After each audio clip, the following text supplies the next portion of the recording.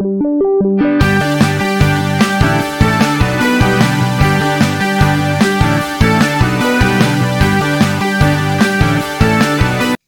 everybody, we just wanted to give you a quick recap of, we didn't do a closing video for all the radiation treatments, so we just wanted to close it out, give you some final figures and some insight on the entire process. So for those of you who don't know, my cancer had returned. I had a couple of tumors in my abdomen again that returned. One was 2 centimeters and one was 1 centimeter. This was after originally having 2 larger tumors back in 2017. At our 2-year anniversary CAT scan, we found we had 2 more tumors. So this time around, we were able to handle it with radiation treatments instead of chemo. So knowing that the radiation treatments was going to cause me to lose some weight, before we started treatment, I gained a little bit of weight. So my starting weight at the beginning of treatments was 172 pounds. During the process, which was 3.5 weeks, there was 18 radiation treatments. Some of those were double treatments that they say you're starting to treat. You start off with a general area, and then you start pinpointing different things, and then you start going to doubles where you have some in the back as well as some second spots. So that was also because your tumors were pretty much in the center of your body. Yeah. So they had to go at it 2 different ways. Yeah. Where I think if it was closer to the front, so they would have just at the front. Maybe. But because it sounded like they were like right in the middle of your body, that's why I think they went through it 2 ways. Maybe. So during the 3.5 week process, during the, I want to say the first week second and a half week, I hit my lowest weight, which was 163. So that was about 9 pounds I lost. But I didn't get lower than that. I had made adjustments to my diet, and by the end I was at 165, which I am still today, which I'm only 5'7". I'm supposed to be like 160 anyway, so you lost a lot of weight the first week and a half. You lost 7 pounds.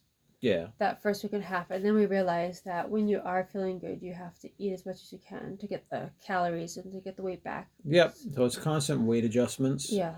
So that was the weight details. Yeah. For those of you who don't know, I work up in Andover, so going from Leominster, where we live, all the way up to Andover and then down to Boston and then back to Leominster. When I was going to work, I was driving 120 miles a day. Sometimes it would take 2.5 hours at least to get home from Boston, depending on the traffic time. So that was a challenge. And then the days that I did not go to work, there was 4 days that I wasn't feeling up to going to work in the mornings. I actually just went back and forth to Boston. So those were only 95 miles. It's amazing that you only missed 4 days. I mean, I know you did half days because you had to do the trip to Boston, but yeah, considering most of the days that I missed, it was because I screwed up on the diet. I know, but I think like if you watch the videos, you'll see that there's certain times where your face.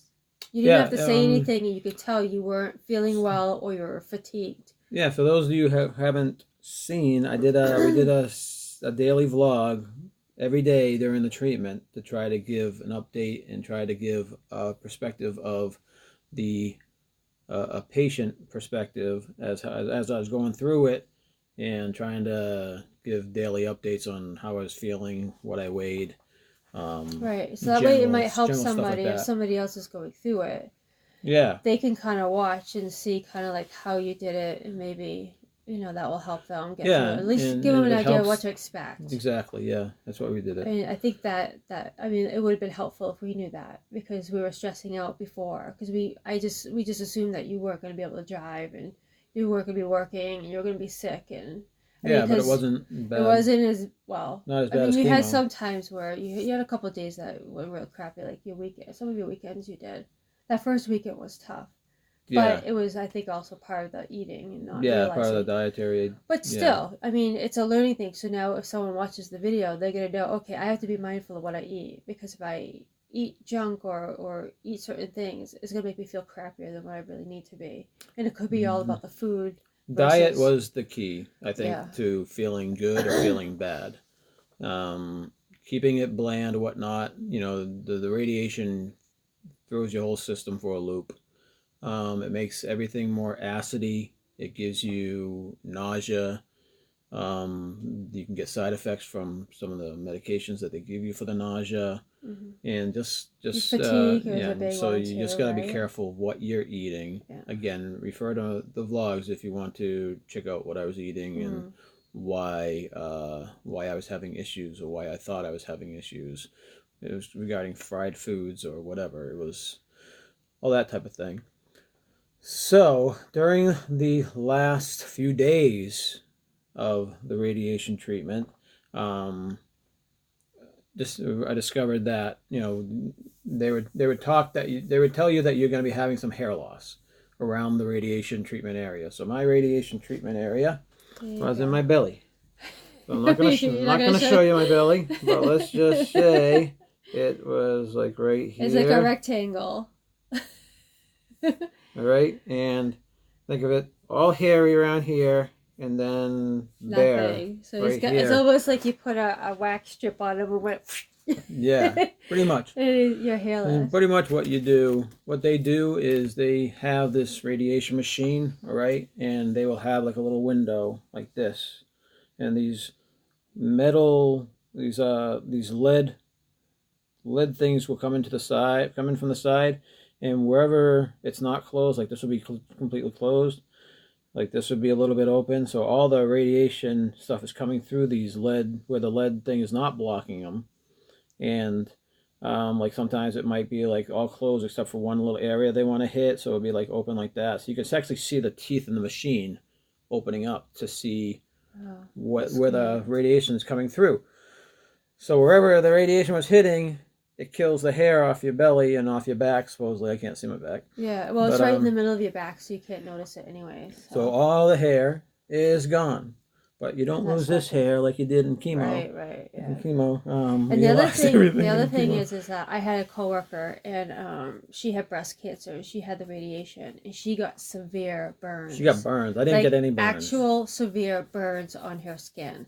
So and that's what I thought was going to happen, because she's the only one that I knew that had radiation. So I kept telling you gotta watch your skin, you gotta watch your skin. Should we buy something? Like, really. But you didn't have anything. You had sensitive. You felt what? You didn't. I think maybe twice you mentioned about how your stomach, that you could feel it a little bit, but no marks whatsoever. Just no hair. Right. So I feel that you lucked out on that. Yeah, so that was good. I didn't get. That would have been wasn't tough. Too bad. Yeah. Now another thing I wanted to mention. So for the nausea, they gave me a med called ondansetron. There was some short name for it. I can't remember. Well, don't forget the med that they initially wanted to give you was the one that I think you were having issues with. Is that true or no? That's the ondansetron. It is this that one. Okay. I had issues with ondansetron during chemo, but they were giving me it in a lot higher dosages. And we didn't know you were having issues. We didn't know that. We thought it was the chemo. This was only a lot smaller dose. So even though I was allergic to it, or I have high sensitivity, is that the word that they use? Something like that to it during chemo, this was in a lot lower amounts. So at the beginning, when I was taking it twice a day, I did start having the headaches again and the backaches. They were bad enough to mention. So I had mentioned it to the doctor. So we cut down the amount of times I was taking it per day. Then we went down to once a day right before I got into the radiation machine. So, and that was working. So as long as I was controlling my diet, I wasn't getting nausea at nighttime anymore. It was just are not enough to take a pill for. So that was good. So that med, they have you take it an hour before your treatment. Yep. And then how often did they say to take it after if you needed it? Well, they said you could take it every 8 hours. Okay, there. But which I was doing, trying to head off any nausea that was coming, right, but right. that was it was causing upping the dosage problems. where it was causing the headaches and the backaches. Right. And then they switched it to just do it an hour before the radiation, and then only take it if you're really nauseous afterwards. So I only ended up taking it that one time per day. But the interesting thing is that like you were able to figure out if I watched what I ate and stuff, I could control the nausea and not have to take the med. You know what I'm saying? The acid was the main problem of the reflux too, and stuff. So it was... But a lot of people, they might not like think it's all linked. They might think that the radiation is causing me to feel this way. Like kind of like what we thought with the chemo. We thought that the chemo meds were making you feel all those side effects. We had no idea that it could have been the meds. The nurse and the doctor were very surprised that I wasn't gradually getting worse and worse and worse, because I was having good days and I was having bad days, and then I was having good days again and bad days. Whereas the reason for that was because I was making adjustments to my diet where I wasn't having such bad days sometimes. Right. And sometimes I was able to sleep a little bit later in the morning, which made a big difference, especially in regards to the tiredness that you feel or whatnot. Yeah, so but that's in regards to... I know, but it's helpful if someone that is going to be going through the radiation or is currently going through it, this would be like something like, oh my God, I never thought of that. It could just be what For me, it was a big thing was the diet. Right. I mean, everyone's different, but hopefully this will help with, if anyone watches that is going to go through it or whatever. Yeah, the only other side effect I had from the radiation was the side effects that we had from the meds. Mm-hmm. Obviously, it was the nausea as well, and then the tiredness, which would hit me probably, if my radiation treatment was at 1, and I'd have to take a nap on the couch when I got home, probably around 4:30 or 5 o'clock. So it's funny though. A few hours later, you're just tired. But then I wasn't sleeping all night or anything. I would just take a quick nap or whatever. It's funny watching your vlogs, because you did the vlog in the morning on the way, and then on the way home. There's some days where it's like you're a totally different person. Yeah, you depending on the time. Like you actually, you didn't have to say anything, and you can just see it. And even the way you talked, and then you just wiped out. Yeah. Then it could be on the way home, you're perfectly fine. It was just amazing. I kind of liked how we could tell the difference. Like you could see. Yeah, you could tell my energy levels were. Yeah, it was very obvious just on the look of your face. Yeah. So that's pretty much the recap. The next steps are I have CAT scans every 3 months, so I'll be having another CAT scan in July. Yeah. So we don't know if this has worked or not. I mean, hope to God it worked. So right now, all the scar tissue that the radiation blasted those tumors, the body is naturally getting rid of all those scars tissues, where all the cells that the radiation killed off. So right now it just removes it naturally. So that way they have to wait 3 months to let your body heal pretty much. And do that stuff. And then they'll do a CAT scan in 3 months, and they'll get the baseline CAT scan to which they'll compare future CAT scans to, saying, okay, this was here and during this CAT scan when everything was dead. Has anything grown compared to that first CAT scan?